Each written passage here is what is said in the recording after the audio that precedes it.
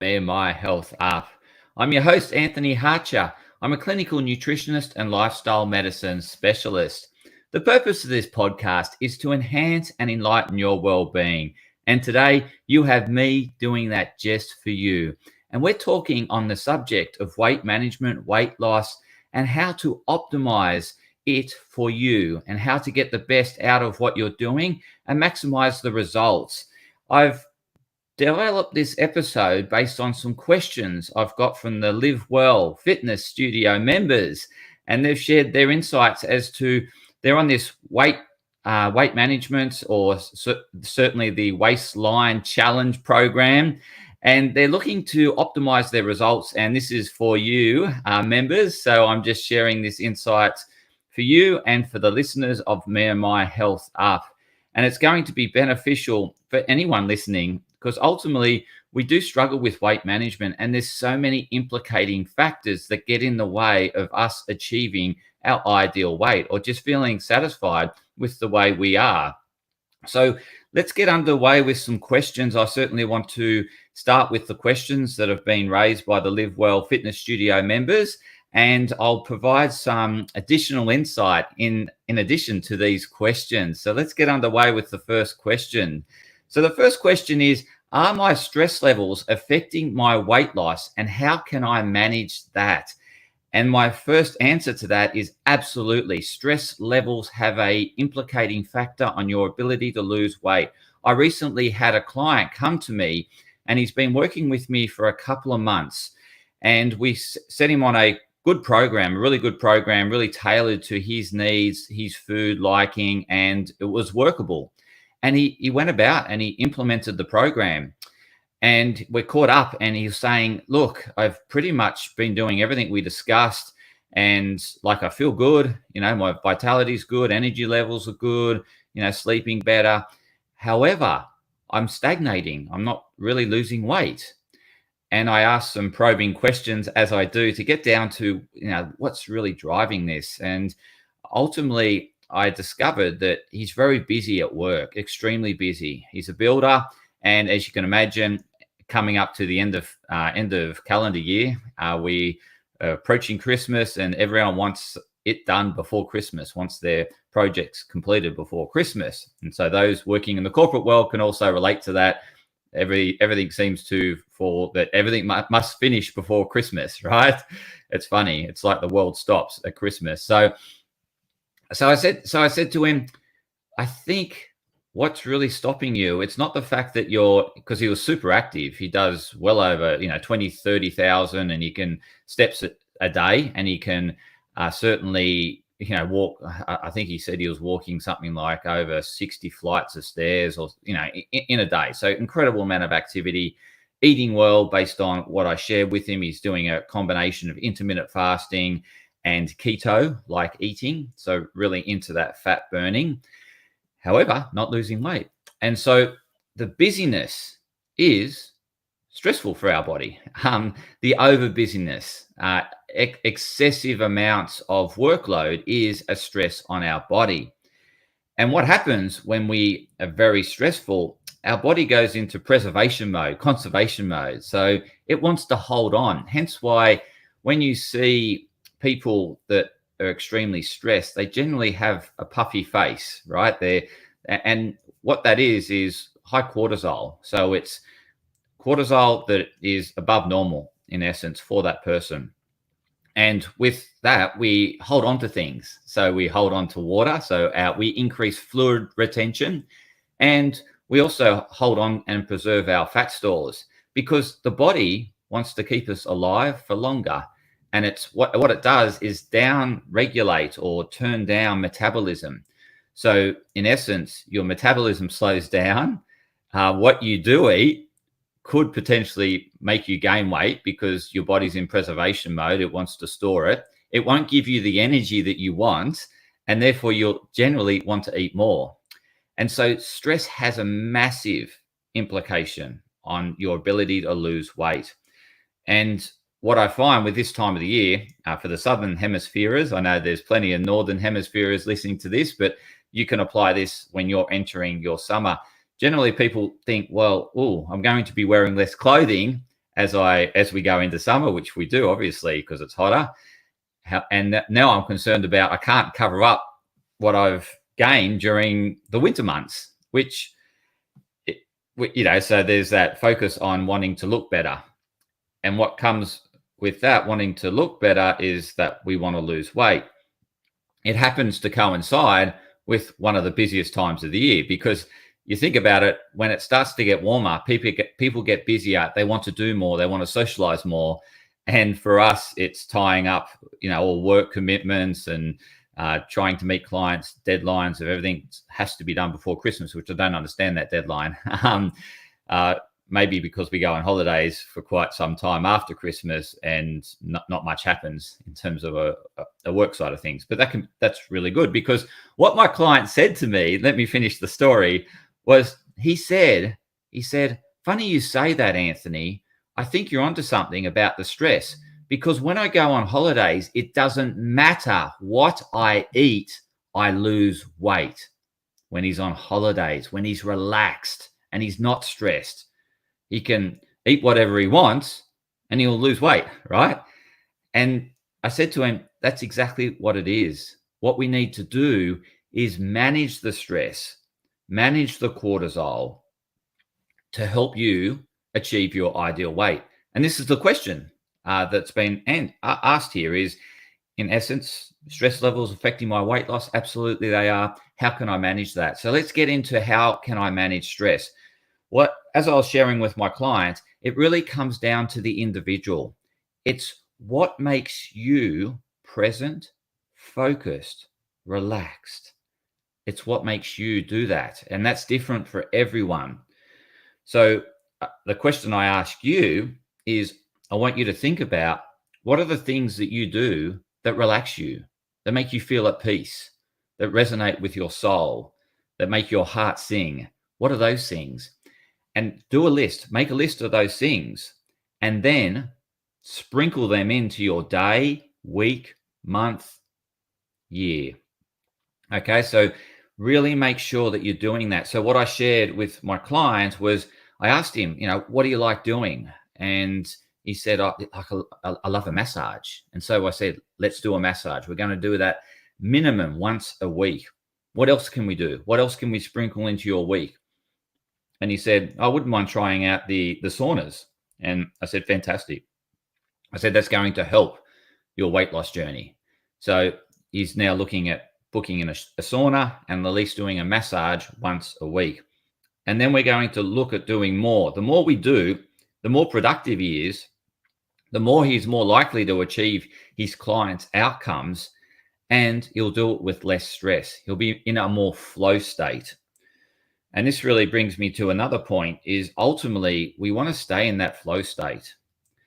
And in order to stay in that flow state, we need to make sure that we don't take on too much that we can't manage. And so we really want to, and this is really about defining boundaries, because part of what happens this time of the year is you get lots of invitations, right? And you feel obliged to go to some of these things. Some things you want to go to, you'd love to go to, right? And so that's another decision-making process that I want you to think about, is when you get asked, ask yourself, will me going to or attending this event make my heart sing? Will it bring inner joy by attending, by being at this event? If it's no, then say no. Say no, thank you. Don't need to give an excuse. Don't need to say, I'm busy or whatever. Just be clear that thanks for the invitation, but it's not for me. And the more you do that, the more comfortable you get with defining the boundaries and only attending events and occasions that really support your health and well-being. Because when we say yes to something we don't want to go to, it's distressing on the body. And that distressing feeling on the body results in elevated cortisol. And if we don't do things to manage that elevated cortisol, then it becomes unmanaged, and that's going to implicate weight loss. So we really only want to say yes to the things that serve us, that are important to us, and no to everything else.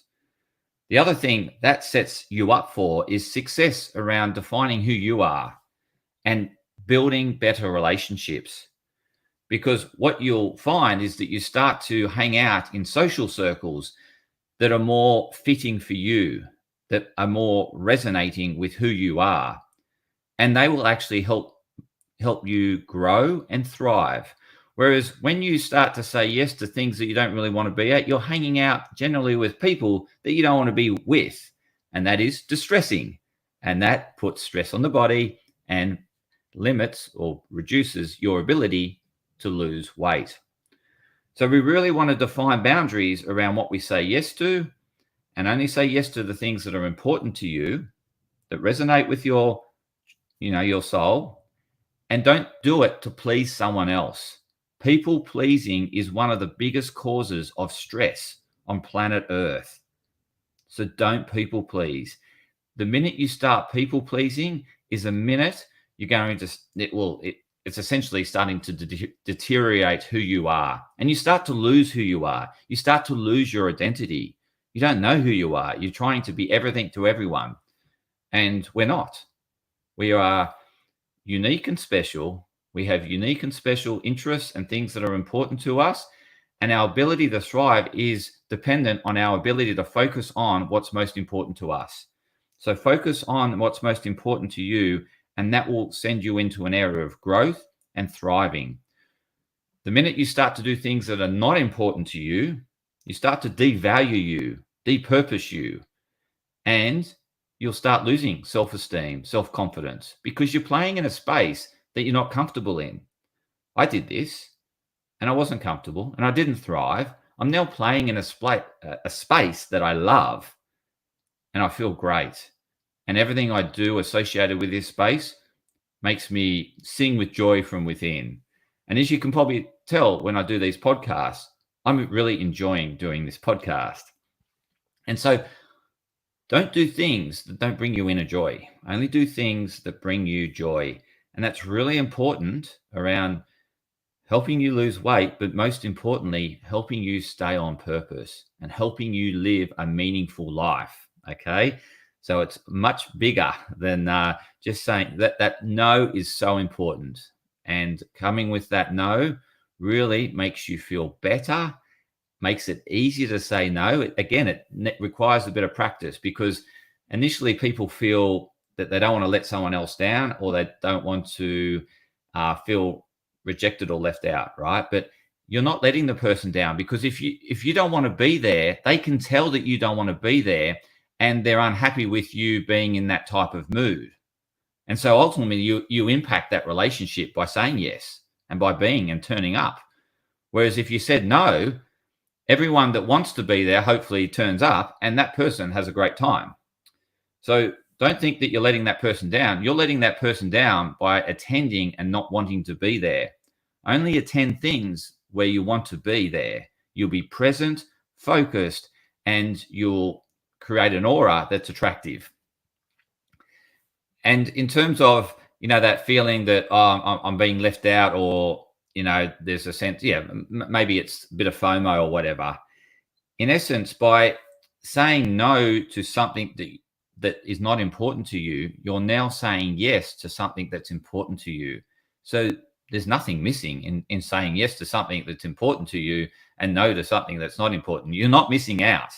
There's no fear of missing out, because you're doing what's truly important to you. Yes, they might be doing something else, but most likely, hopefully, it's important to them. And therefore, they're growing and thriving. And you, by saying no, you are growing and thriving. And there's no FOMO. It's completely nonsense. People like to throw the FOMO thing around because they like that sort of herd mentality, that they want you to do what they're doing. They want you to be like them. But that's not honoring who you are. That's not respecting who you are.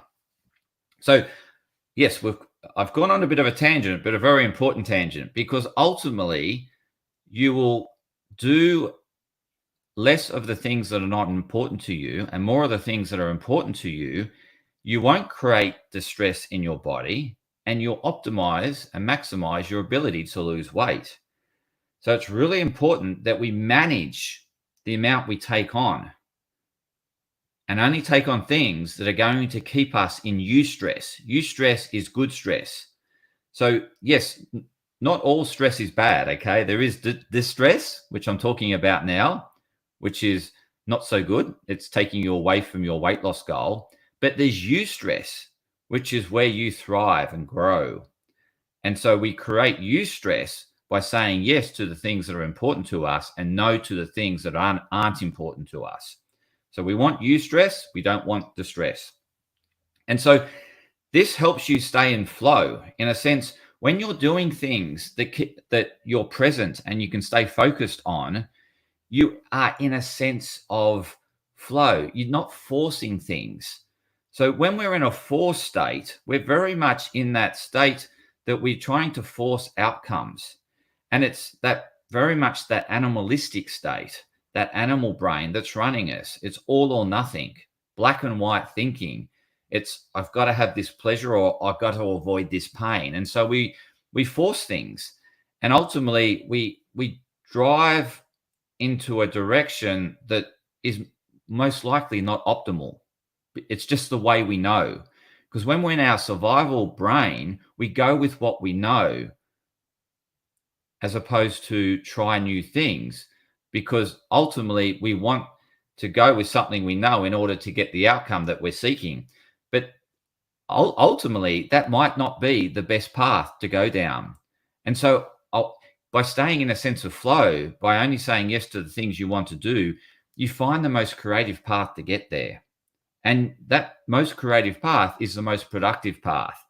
So ultimately, by defining who you are, by saying yes only to the things that resonate with you, will keep you in a flow state, will keep you in a state of eustress, and will keep you ultimately more productive and less busy. You won't feel busy. You'll feel that you've got space and time. And when you watch any sport, you'll see the best players have space and time because they're in a flow state. They're not forcing passes. They're not forcing kicks. They're not forcing anything. They stay in a flow state and they optimize the amount of space and time they've got to find the most creative path to get the best outcome. And that's how we can run our businesses. It's how we can run our life. We create space and time through being in a flow state by only saying yes to the things that resonate with us. And ultimately, we feel like we've got a lot of time and we can therefore find the most creative path and be ultimately most productive. So I really hope that helps in terms of understanding stress and how it's implicating the body. In terms of the mechanisms, what it does is it elevates cortisol. Now, elevation of cortisol is fine in the morning. What you don't want is cortisol staying high all day. You want cortisol dipping in the afternoon because that means you're in the circadian rhythm. Now, when cortisol is dipping in the afternoon, that's great. It's not time to have a coffee. It's, hey, I'm in the circadian rhythm. What I probably need to do is get up and away from my desk and move the blood around to get oxygen around to sort of bring some energy back. And by moving, we create energy. Okay, we create energy through moving. So you don't need to go to the cupboard to get sugar to pick you up, or you don't need to make another cup of coffee to pick you up. Just moving the body will generate energy that will help you get through that mid-afternoon slump. And don't think that mid-afternoon slump's a bad thing. It's perfect. It means you're in your circadian rhythm. We want cortisol dipping in the afternoon and in the evening so that we can fall asleep. Because when cortisol lowers, it allows melatonin to pick up upon darkness. Melatonin is what we need for our sleep, in essence. Okay, if we have high cortisol, we've got less melatonin, we don't have a great night's sleep. That is distressing for the body. So this is another form of stress for the body, is if we're not sleeping well. And so we need to be making sure we're setting ourselves up in the day, doing the right things during the day in order to get a good night's sleep. So one of the best things that you can do to get in the circadian rhythm, if you're not, so if you're staying up late at night I've got plenty of clients that stay up late at night and have a weight management problem that can't lose weight. And that's part of the problem. We weren't designed to stay up late at night. We were designed to be awake during daylight hours and asleep in darkness. So that's what we want to essentially get back to in order to optimize your weight loss, optimize your energy.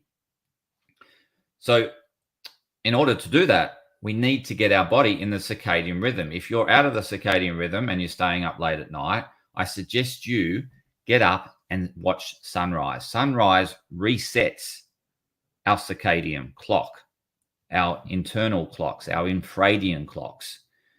And that's what runs our body. And we want our body doing the right things at the right time of the day. So the first thing you want to do is avoid looking at your phone, because by looking at your phone, you get a lot of blue light, more so than what's out in the environment. We want our cues from the environment and not from devices. The devices is telling you that it's the middle of the day, and your body gets confused because it starts doing the middle of the day things if you wake up looking at devices. If you wake up and see the sunrise, your body starts doing the right things, such as it starts turning on the engines. Okay? You start to generate more energy. You start to turn on digestion to break down food, to optimize food breakdown and optimize food assimilation. So there's a lot more that the sun does, but I've done plenty of episodes on the sun. So I'm not going to go into too much about the sun and the benefits of the sun, but I want you to get morning light to set your circadian rhythm so that you can get in the night-day cycle to ensure you have a good night's sleep so that you don't create distress the next day, because your body will be in a state of stress if it is sleep deprived. And muscle growth. So obviously doing fitness activities and you're doing resistance training as part of your program, what you want to be doing is maximizing muscle growth. We do that at nighttime. Our repair happens at nighttime. And that repair, according to textbooks, happens between 10 p.m. and 2 p.m. Okay? I mean, 10 p.m. and 2 a.m. If you're getting to bed at midnight, you're missing 2 hours of that repair. So you're not maximizing the results from your workout. So getting to bed before 10 is ideal because it allows you to fall asleep and maximize that 10 to 2 a.m. rejuvenation, regeneration, muscle growth, repair phase. We need that. So what I'm helping you with is to stop creating distress by having a bad night's sleep and to optimize muscle repair, muscle regeneration, and growth. And we do that by getting a good night's sleep and make sure we get that early part of the night. We need to get the early part of the night in, as opposed to going to bed late, missing that rejuvenation repair phase and only getting the emotional repair phase. Okay. So the latter part of the night isn't as deep. We're not getting into the depths of the cycle. There's 4 phases. We're not getting into that stage 4. It's more stage 3 to stage 1 between 2 a.m. and 7 a.m., the latter part of the night. And that is where we start dreaming, and that really helps with mental health and emotional health and relationships, but we're not getting into that deep cellular repair. And if we don't do that repair, that maintenance, we physically break down over time. So in terms of managing stress and summarizing the question, because we're only at question 1, I could talk a whole day on question 1. So what I want you to do is to focus on the things that are important to you. Make sure you're putting them throughout your week. You're doing things that get you into a flow state, that get you present focused, that bring you inner joy. Say no to things that are not resonating with you, that you feel that you don't want to do. Don't worry about what that person thinks. Honor yourself. Allow that person to respect you and understand who you are. So don't say yes, say no to the things you don't want to do. And what I want you to do is make sure you're doing the things that bring you joy throughout the week, as well as getting out and seeing sunrise, getting morning light, not looking at your phone, to set you up so that you have a good day and then a good night. Obviously, I didn't talk about the back end of the night around things that you want to do to wind you down. So in the evening, you want to do activities that ground you, that lower the excitement in you. You don't want to do things that bring excitement and rev you up. You want to do things that calm you down. So it might be listening to calming music, having an Epsom salt bath, talking to a friend that makes you laugh, maybe watching or reading a comedy or something like that, playing some board games, doing things that calm your nervous system, as well as things that need minimal lighting. You don't want to be doing things that need a lot of light, because the light will keep you awake. As I said, melatonin only starts to come into the picture upon darkness, upon your retina seeing darkness.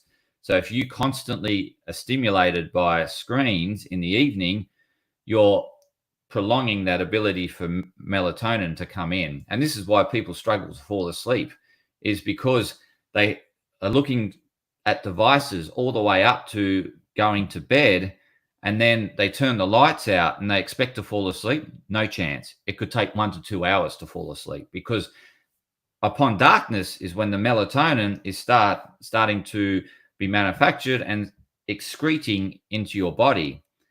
And in order for it to take effect throughout your whole body, it can take 1 to 2 hours. So this is why people say, oh, I can't get to sleep. And then they can't get to sleep, so then they look at their phone. And so that just prolongs their ability to fall asleep. It's quite simple.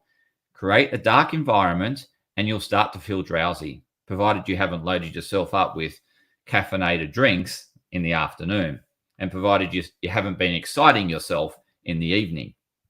So I hope that really helps. Question 1, in terms of, are my stress levels affecting my weight loss? Yes, they are. How can I manage that? I spent a good 25 minutes answering that. Okay, so let's get on to question number 2. What are the best ways to control cravings and emotional eating? Top question. This is a great one, because this is another area that I constantly see my clients struggle with, is cravings and emotional eating. And again, this is quite a big question, so I'll do my best to answer it as succinctly as possible, but there's no quick fix. And ultimately, it comes down to your triggers and dealing with your triggers. Okay, so everyone's going to have a different set of triggers that trigger their emotions based on their past, or based on how they see the world. Okay, we all see the world differently because we've had all these filters imposed over our lenses, and these filters have been passed on by our parents, our teachers, our preachers, society. All these things, influences, have had an impact on how we see the world. And so that's different for everyone. And so I don't know what's triggering you, but ultimately what we want to do is see the world as it is and stop judging it. Because when we get into judgment, when we start judging people, judging events, judging occasions, things, whatever it might be, that judgment brings a polarized response. We either love it or hate it. That polarization drives emotion. That emotion, if you're loving it, is you probably won't, like you're very elated, right? Again, it's not probably going to drive emotional eating. However, that elation will set you up for another swing back to the other end where you're not enjoying things, right? Because what happens with elation is that we're just not seeing the two sides of what's happening. We're only focusing on the positive. This is why we shouldn't have this, we're very misguided by positive thinking, right? We think that we always need to be positive thinking. Well, that doesn't work, because it doesn't allow us to see risk or things that might endanger us. It doesn't allow us to see a balanced perspective and see it as a whole. it makes us see it as just a one-sided event, which ultimately will set us up for a fall, because over time we'll start to see the other side. So on this elation side of things, you could probably think that when you go and buy a beautiful dress or some beautiful clothing or get a car or whatever, you get quite elated with the purchase. And particularly if you've brought it with credit, right? You just flash the plastic and you buy this thing and you quite enjoy it. You look great in it. However, at the end of the month, you then see the bill and you think, oh, how am I going to pay this? Or, ooh, that hurts. I've now overspent for the month and I'm going to now have to start scrimping to, and so then you realize that you see the whole picture, but it required that loss of time to see the whole picture. But in that moment of purchase, it was completely balanced. Yes, eventually you'd have to pay off that dress or those clothes, but you delayed it. And the more we separate pain and pleasure, the more we set ourselves up for the fall, or the realization that it wasn't all pleasurable and there was pain associated. Always within the pleasure and within the pain, there's always pleasure. They're inseparable. The moment we split them and separate them is where we start to create a delusion of, and we start to think that the world should be delusional in terms of a one-sided world. But it's not. It's completely balanced and conserved. And so this gets me down to the other side of polarization. I've spoken about the elation side, but it's the negative side, the self-sabotage. Like, for example, you eat a chocolate bar and you start beating yourself up and saying how bad you are and how that one little bit of chocolate bar or chocolate piece is going to make you fat. And what you start to do is generate these emotions because you have a one-sided view of chocolate and a one-sided view of how you should be or how you should behave. And you think that you're hopeless, you've got no self-control. It's wired within us to do that when we're in that survival sort of thinking, that very much all or nothing, or that judgmental thinking, is that we will want to seek pleasure without pain and avoid pain, seek pleasure. So what we want to do when we see something, or we're starting to self-sabotage or have all these negative thoughts, we want to look for what's pleasurable. We want to look for the benefits. We want to look for how it serves us.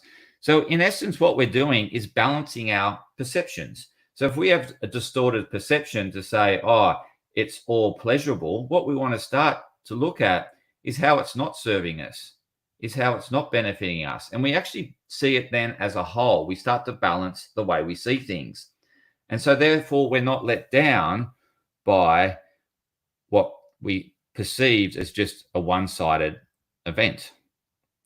We see it as a whole, and there's no letdown. There's no, this emotional release or anything. We see it for as it is. And the great thing about seeing it as it is that we make better decisions as opposed to chasing a one-sided outcome, which in the end you'll be smacked by the other side that you didn't see, and then you'll feel let down or disappointed, and then you'll go for the chocolate bar. So in order to balance your perceptions and stay in control of your emotions, you want to ask yourself the counterbalance. Like, so if you're seeing things as all negative, what's the benefit and how's it served you in that moment of whatever's happened to you? How has it served you? How does it benefit you in the areas that are most important to you, in the areas that you value, in all areas of life? And you'll start to provide the counterbalance, start to see it as a whole. The emotions will calm down and you won't feel disappointed or let down, or you won't feel exaggeratedly elated. You'll see that with that elation comes the balloon eventually comes down, right? It eventually deflates. So to help you with your emotions, you really want to start looking at balancing the way you see the world and seeing it as it is, the whole thing, not a distorted view of reality. So that's quite in depth in terms of answering this question. And so that will help you control your emotions. So if you, as I said, feel that someone's let you down, ask yourself, what is the benefit of that person saying no to what you asked them to do? Well, maybe they didn't want to be there. And then you're thinking, well, if they didn't want to be there, well, then I wouldn't have liked hanging out with them. So they didn't let me down. They're actually serving me because I'm going to enjoy it with the people that want to be there. Okay. So again, it's looking for the benefits when you think that it's all down and out and gloomy. And when you're all high and elated, it's looking for the potential downside. So recently I was chasing some work in a field that I really love. And I thought how great it would be to win that job. And when I was thinking how great it would be, I was thinking all the positives and stuff like that. And I started to get really attached to the outcome. When we get attached to the outcome, we're setting ourselves up for the fall, right? So I started to get attached to it. Then I thought, okay, I better see this. I want to see this in full perspective, because then if I don't get the job, the work, then I won't be disappointed. Because I saw it as, yeah, these are the upsides, but also it comes with these downsides. And so once I started looking for the balance, the counterbalance, I started to realize that, hey, it wasn't all elation and positive and it would just be the savior to my life.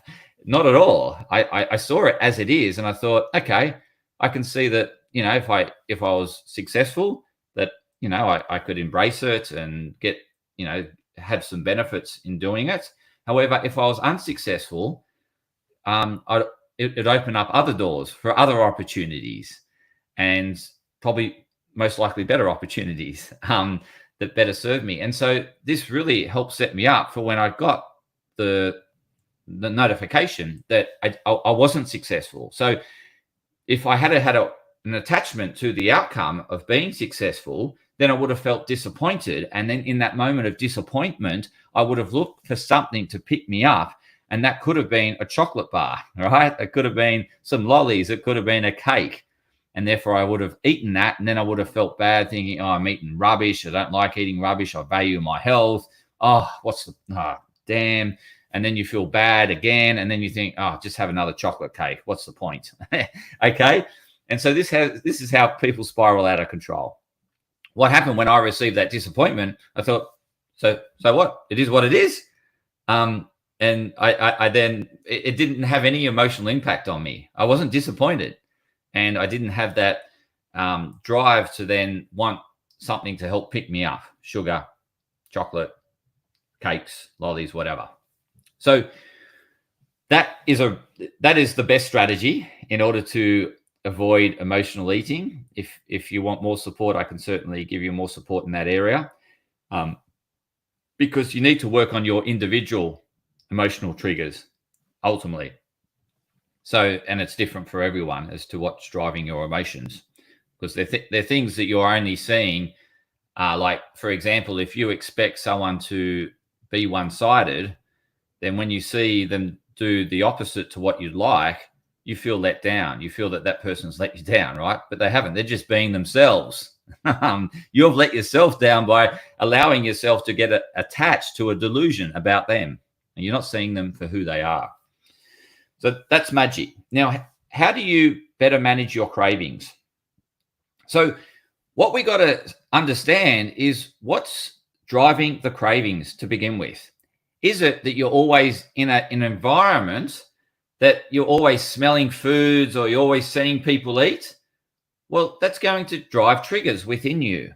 Okay. So for example, if you were not hungry, then all of a sudden you see your coworker eat, and you liked the smells and liked what you saw in terms of what you're eating, then you'd start to develop hunger cues, right? And then you'll feel hungry, and then you'll go and eat. But you weren't hungry before you saw that. And so the best way in these environments is if you start to get those hunger signals and you weren't hungry before, then go outside, step away from those triggers, those hungers, the things that are triggering you to feel hungry, because that's an innate response for your body to respond like that, to see food and want to eat it, because that ultimately helps us survive. But we're not in this survival environment anymore. we're in this really ultimately survival environment. We're not encountering tigers like we used to. We have different challenges, but they're not life threatening. We might perceive them as life threatening, but they're really not.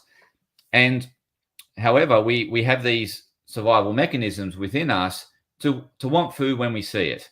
So if you weren't hungry and you see food, get away from it. Ultimately, that's the best thing. Uh, Change what you're doing, change your environment, and the hunger will go away. The craving will go away, particularly if you're fasting and you're wanting to do a fast and you've got all these triggers and hunger signals. Well, change the environment. It's probably the first thing I'd recommend you to do. The other thing I recommend you to do is managing your light environment, because being under blue light, looking at screens all day, ultimately drives cortisol and drives insulin, right? And that will drive hunger. Okay. So if you're indoors all day, what you want to do is break up your day and get outdoors regularly when you can, to really better manage the hunger cravings, because ultimately you're getting incoherent signals from the light environment.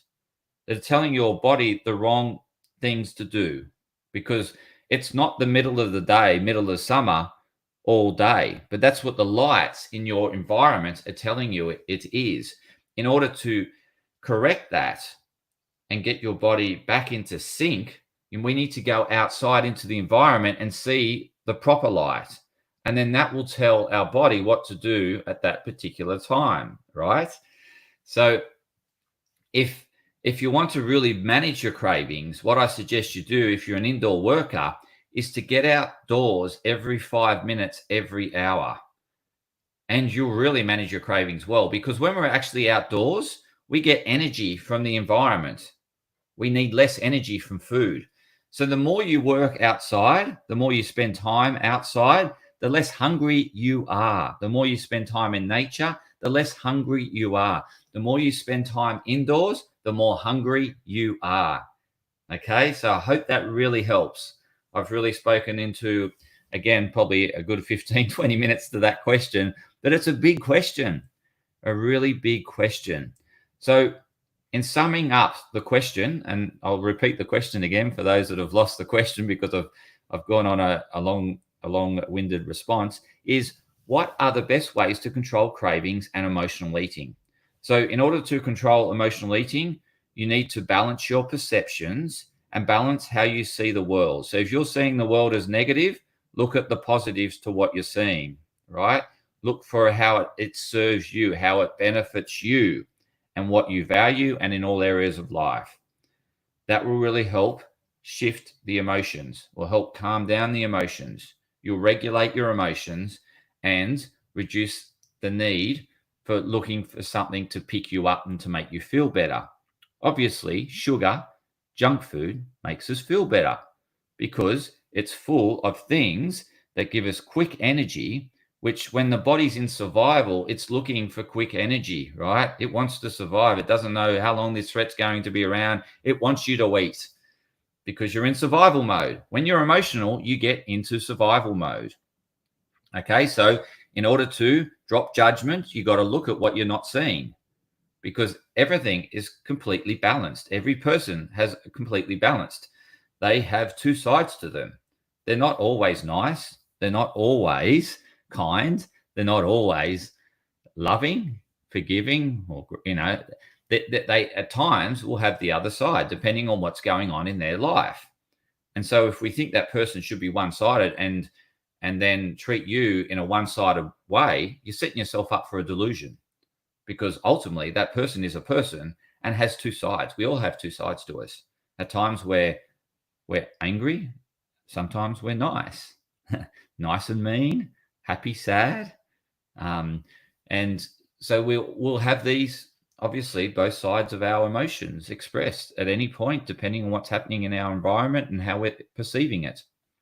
So we need to balance how we see the world. We don't want to see it as just a one-sided world. We always have a balance of peace and war. You can see there's half the world is at peace, half the world is at war. That's how it's always been, and that's completely balanced. War serves a purpose. It's not all bad. It serves a purpose. There is benefits to having war.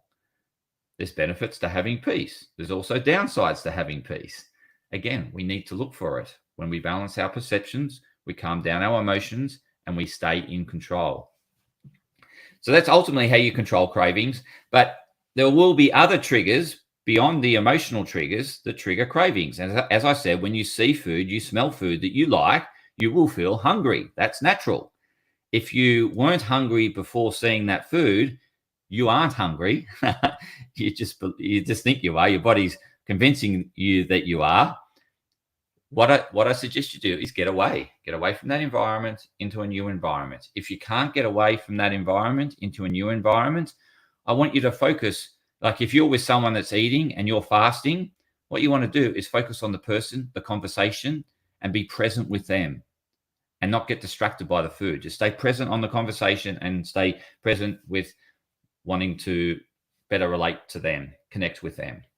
Okay, so change your attention away from the food towards them. I hope that helps. Now I've got another question here, and it's a beauty, right? So let's get into the next question, and it's how does increasing my protein help me lose weight? Okay, so it's a question around protein and weight loss. So ultimately, protein is something that we have to have. It's essential. So it's essential for everything in our body. So we, in essence, it's I guess, the most important food to have, and as well as fats, right? Fats and proteins are the two most important foods to have. Carbohydrates, we need carbohydrates. It's just how much we need, and that depends on where we're at in life, right? But we need our macros. We need our carbs, protein, fats.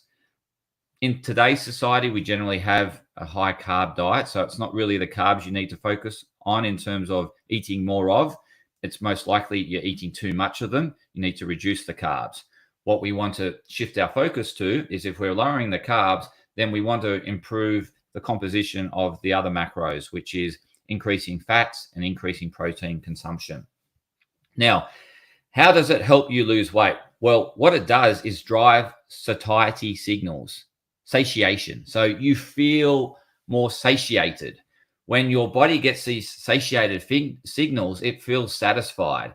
And it's always looking and assessing the macro composition of the food that you're putting in the mouth.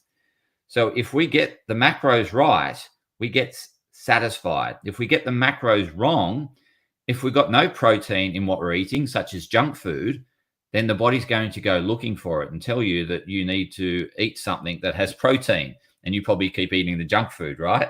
So yes, we want protein with every meal. It's the building block of life.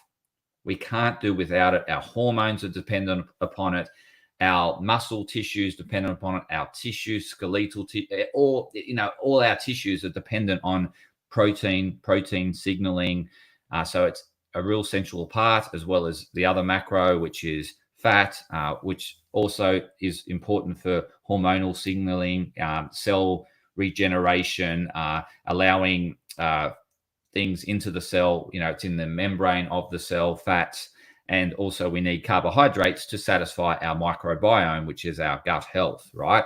So in terms of increasing your protein, it's going to make you feel more satiated, more satisfied. The other thing that will drive satiation is eating high fiber diet, so whole foods, and also eating fats, right? So if you're eating a good balance of fats, protein. So when I say fats, it's avoiding seed oils, essentially, and fried foods. So get it, fried foods and seed oils out of your diet. All other fats are good. And then eating more protein. And next question is, what is the best types of protein, I think? Or no, how much protein should I be eating?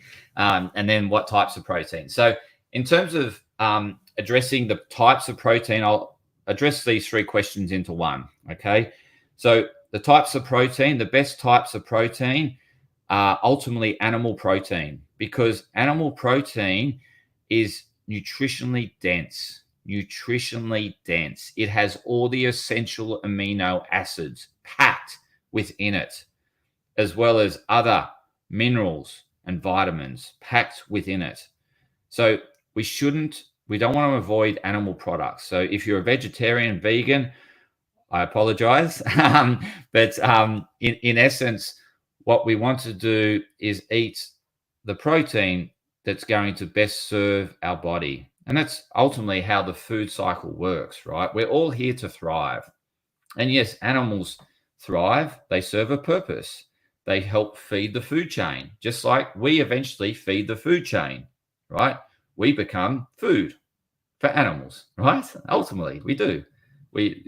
Bacteria, flies, worms will end up consuming us, right? And then what eats them is the next level of the food chain. So we all eat each other, right? So what eats worms? Birds. What eats birds? Cats, whatever. You get what I mean? It keeps going up the food chain. And eventually we're all eating one another. And that's the cycle of life. So don't be too concerned that you're being unethical by eating meat because, yes, I guess there's better ways in which we can treat animals, agree with you, and we need to consume those meats where they're better treated. And yes, there are farmers that do treat their animals better. And so we shouldn't say that it's all bad. They're all treated badly. We want to eat grass-fed beef that's free to roam. Yes, you can buy that. It's more expensive, but that's okay. At least the animal's treated better, and there's better ways of obviously slaughtering animals. But again, it's all part of the food cycle, and we're part of that food cycle. So, getting back to meats, the number one protein source: meats, animal protein. I can't say it enough. The thing about vegetarian protein is that you need to eat a lot of it. So you end up consuming a hell of a lot. And in that, you're consuming a hell of a lot of fiber. You put a huge stress load on the digestive system, too much fiber. So we weren't designed just to eat copious amounts of plants, right? We were actually, we were designed to eat both fauna and flora. Okay, that's how we were, and that's how we're set up, and that's how we evolved. And so ultimately, we want to eat both. The better form is animal products. There's no doubt about it. No disputing that. How much protein should I be eating? Again, this depends on your goals. It depends on you, and ultimately how much muscle mass you want to put on. So if you want to be bulky and put on a lot of muscle mass, you need to eat more protein. So there is a recommendation that a member shared from Live Well, that the protein they've been recommended is 1.6 grams per kilogram of body weight. Now, that's going to be helpful for that satiation, feeling full, and so that you're not over-consuming carbohydrates, over-consuming food. So that's important. Again, the type of protein's also important. 1.6, ultimately, I would say it depends on your goals. I mean, if you want to lose weight, yes. If you want to build muscle mass, yes. Ultimately, you might want to get it is a lot of protein, depending on how much you weigh. So it might be difficult, but anywhere between 1 and 1.6, or if you want to lose weight, it's probably between 1.2 and 1.6 grams of pure protein per kilogram of body weight. But again, it really comes down to the individual, their goals, and what works for them. So if we overconsume protein, what happens is that we use it for energy. So it ultimately becomes an energy source. The amount of energy protein has is the same amount of energy as carbohydrates. Just that protein's harder to break down. It requires more energy to break it down. So from a weight loss point of view, we're better off eating protein as opposed to carbohydrates. The carbohydrates you want to be eating are fiber rich. And again, you don't want to overconsume carbohydrates, even whole carbohydrates, because ultimately it's a massive load on the digestive system. It will create digestive discomfort, and we don't want to overload our system. It creates stress on the body. So again, consuming too much fiber is not good for us either. So that is it. We've finally got to the end of all the questions that have been asked of me around helping the Live Well Fitness Studio members to lose weight, as well as the Me and My Health Up listeners. I really appreciate you tuning in to this episode, watching it, listening. I'd love to hear your feedback. Have you got any additional questions in addition to what I've answered, or any questions about what I've answered, or any clarity that you're seeking? Please put that forward in the comments below. I would love to hear from you. If you've got more new questions, please put them through. I'd love to address them. I love enhancing and enlightening the well-being of others. It's my mission, and it's the mission of this podcast. So continue to ask questions. I will continue to answer them. And until next episode, continue to health up. And again, I think the best thing to do from this episode is focus on the one thing that resonated most with you. So we covered a lot.